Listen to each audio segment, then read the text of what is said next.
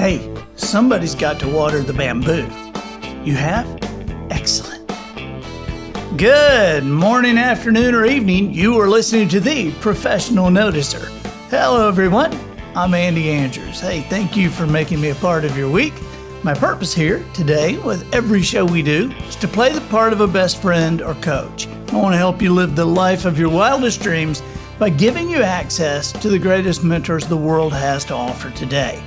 This week, The Professional Noticer is sponsored by Books for Veterans.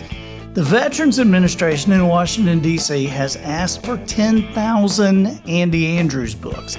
I'm personally donating as many as I can, but to reach 10,000, I need your help.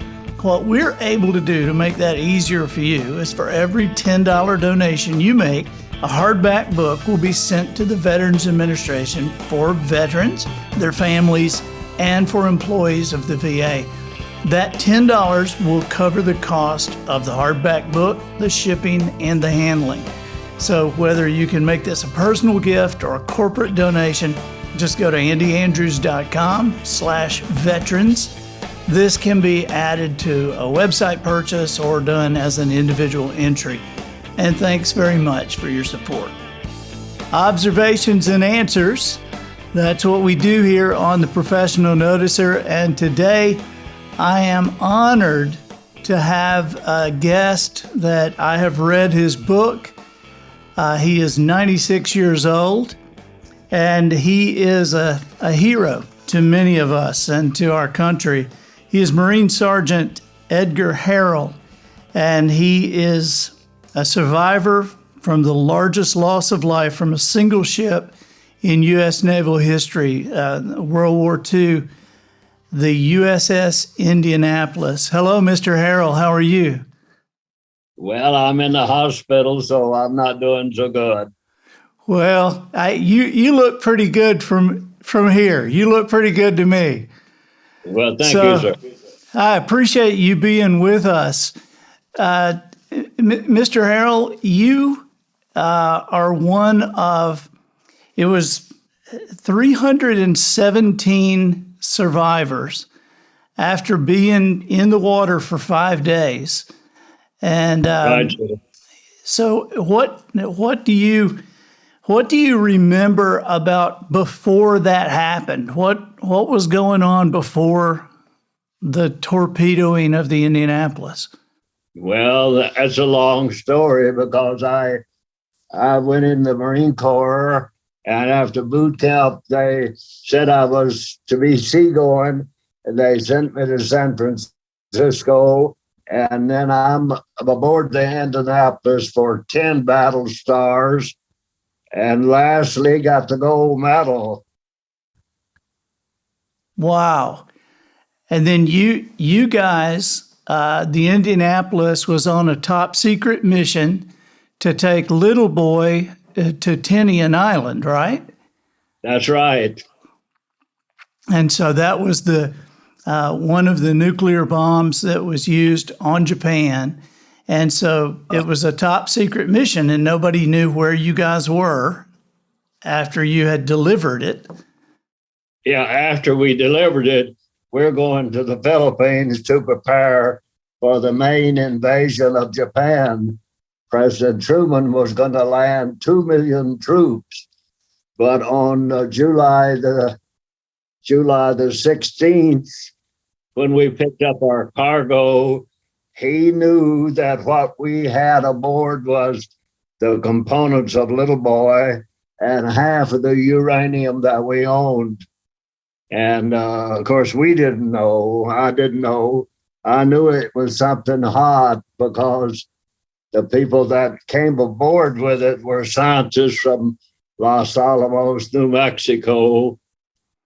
Right. And so when you guys left, you left there on, it was July 6th, is that right? July 16. July 16. 10 days later, we delivered it. We traveled some 5,300 miles in a heavy cruiser in 10 days and delivered the top secret cargo Right. And so then when you left, you were in between Guam and Leyte. And it was, if I'm correct, it was just after midnight when the torpedoes hit the Indianapolis. Yes, we delivered the components on the 26th, but on the 29th, Captain McVeigh had orders to go to the Philippines. And so we had out then on the night of July the 29th, but about 12 minutes past midnight, we encountered a Jap sub, and Commander Hoshimoto fired a spread of, I think I'm right, 6 torpedoes and hit us with one. Well, the ship went down in some 12 minutes. And then after some 4.5 days, swimming literally with the sharks, I'm in a group of 80. Third day at noon, it was only 17. And when I was actually picked up, there was only 2 naval officer Charles McKissick from Texas and this Marine. Wow. And so there were 1,196 on board. And That's when right. and when the ship went down, 900 sailors and Marines went into the water. That's as close as we could guesstimate. It was that about that many went in the water. And so there's obvious. I mean, you're floating literally for 5 days, 4 nights, 5 days. And what did you think when? Let me correct that one thing. When you say we're floating, we are in a K-Pop life jacket, and after the third day, it doesn't have the buoyancy in it to hold your head out of the water. So you have to take it off and sit in it for it to hold your head out of the water. But you got continuous swimming for 4.5 days, or else you're going to go under. Right. And there were obviously sharks. No, many sharks. You'd hear a blood-curdling scream, and when there was a group of 80 of us, and someone would be out of the circle, and you'd hear a blood-curdling scream, and you'd look and you'd see that body go under.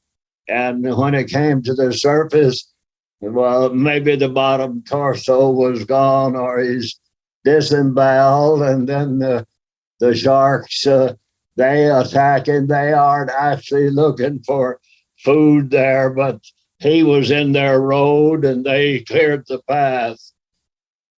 Right. So you were a sergeant, so you were in charge of men, and were they in your group of 80, or was it just so scattered that you didn't know who you were with? Yeah, I knew many of them in that group of 80. I had 2 Marines in the group. One was a new Marine recruit that had come aboard maybe in Pearl when we went through. And I didn't know the face and didn't know who he was, and thought I knew who he was, thought he was another recruit. But it was nearly 2 years later, after I came home, when I found out that that young Marine was Leland Hubbard from up in I'm thinking it's in the St. Louis area. Wow. And then there was another Marine in my group I knew him because Miles Spooner had been uh, sent to our group. I recall when my Marine captain said, Harold, you've inherited Spooner. And he says, I don't give a blankety blank what you have to do to him, but you better not let him bring reproach on this Marine Corps. He said, I can get someone else who can handle him if you can't handle him. And I said, we can handle him, sir.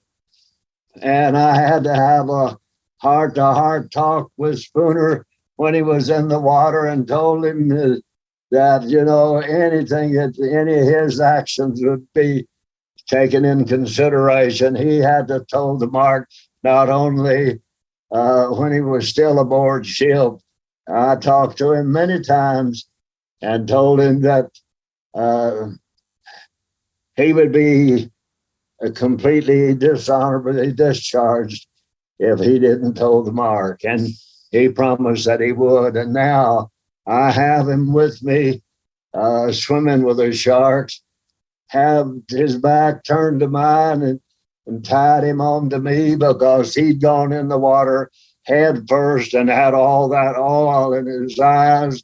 He couldn't see and he didn't know all that was happening. And he threatened to dive down so far in the water that he would drown before he came back up. So I'm taking care of him and tying him to me. And well, it's a long, long story of where we were the next 4.5 days, but he was with me. Yes. And so what happened to him, Mr. Harrell? What happened to Spooner? Okay. Well, it's like a long story, but he survived, if that's what you ask. Yeah, he survived because it's a long story, but we ran into some debris sometime the third, maybe early the fourth day. And that debris was just some old junk floating. And I turned his back to that and tied his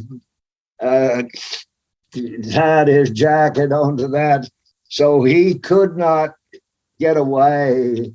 And that's a long story of what happened those next day or so. But Spooner survived. And when I was picked up by the PBY, like that 4.5 days later, Spooner was aboard the plane. The plane picked up 56 of us. Wow. And so if you can, I have a hard time even imagining what it would be like out there. You're getting cold. I'm assuming hypothermia, and you don't have any fresh water or food. And so what is that like? What happens to your body? I recall that second day when a little rain cloud came over, and thank you, Lord. We knew we were going to get a little bit of water because it's 110 degrees and we were struggling. And you open your mouth, having word, and you thank the Lord for those few swallows of that water. But that water had washed that oil off of your face, and it goes down in your tummy. And after a little bit, it says, we got to come out. And it came out. So basically, we had no fresh water in 110. No, I'll take that back. But basically, that's the only water we had was some of that rainwater that we drank. And maybe it helped somewhere, somehow. I don't know. When when I read your book, you talked about having saltwater hallucinations. Having salt water for what? Saltwater hallucinations Yes, yes, and yeah, seeing things. had that. Yes. I don't know all the particulars on that just to refer to it today, but yes. Right. Well, so did you? How did you spend your time? Were you praying? Were you thinking about your wife? What did you Oh, do? yeah.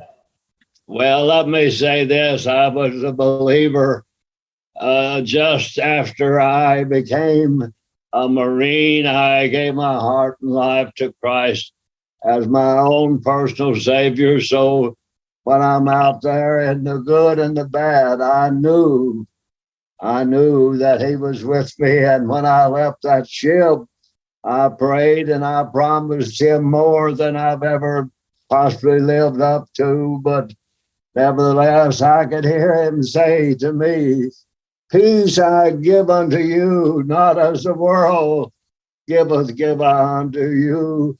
Let not your hearts be troubled. Don't be afraid. Don't be afraid." And I knew that the Lord was with me. And I felt that assurance that somehow, some way I would make it. But I didn't know that I'm going to be out there with the sharks for 4.5 days in 110-degree weather. But He was with me those years and still with me today. Wow. When did your wife know about the sinking? Uh, well, And was it okay. after she knew you were safe? Yeah, she heard, of course, I wasn't married then, but she promised to wait for me. And she heard the news that the Indianapolis had been sunk. And she ran to her mom and said, "Mom, Ed was on that ship." And they prayed for me. My church prayed for me. And the Lord answered prayer too. Wow. Mr. Harrell, Yes. what do you wish that our generation would remember about this and about the sacrifice of these men? Well, it's difficult to say what I might tell them, but I have written most of that in 2 books. I've been in some 43 states and Canada telling the story. And in my story, I dwell a little more on what you can expect in life and the preparation that needs to be made while you're still in your right mind. Right. Well, I can't tell you how much I appreciate you being on with us today, and we're going to have the book available for everybody and have where they can get it on the show notes. And You this, got them off the web anymore. sir, We've got a few left.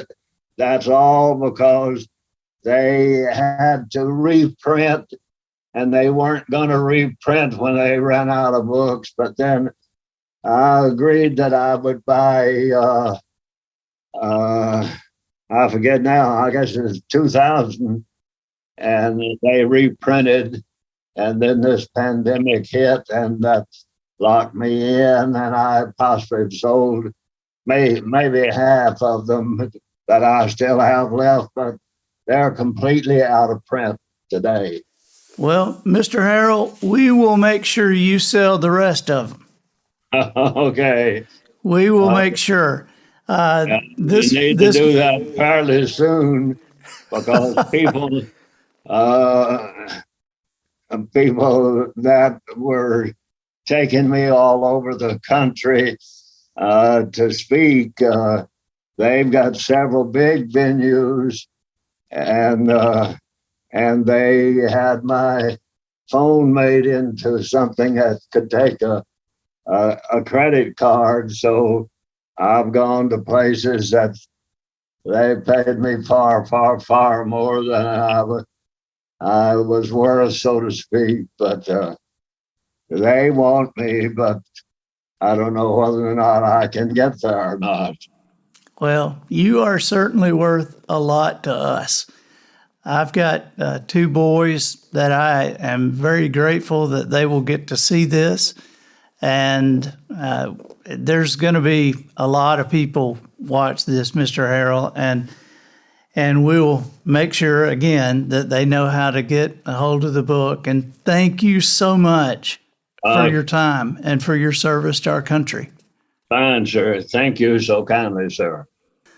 I'm Andy Andrews, the professional noticer, harnessing common sense and wisdom to plow through challenges all the way to an answer for you. And I think that'll do it for this week. Get us out of here, Matthew.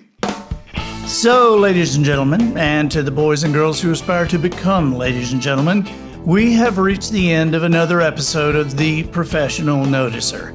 In a world where common sense has become a superpower, I'm harnessing that tiny bit of mental energy I have for you, seeking wisdom, making observations, and endeavoring to answer tough questions in a way that will empower your family and your business.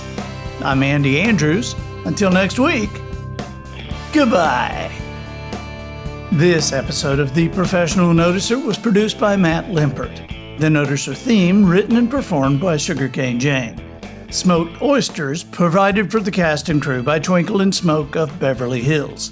Additional financial consideration provided by aromaticair.com. Do you wish to lure customers into your place of business?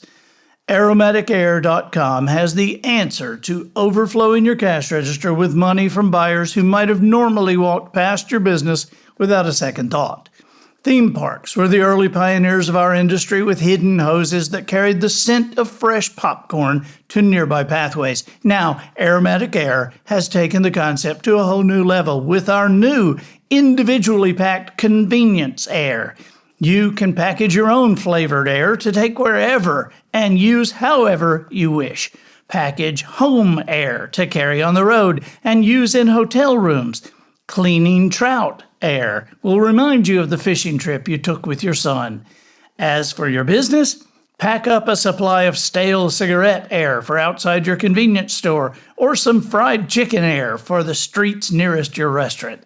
Wet dog air outside your home can keep unwelcome visitors away, and the always popular burned gunpowder air to make sure the teenage boys stay far away from your daughter. It's aromaticair.com, still available in classic popcorn, pizza, and fudge.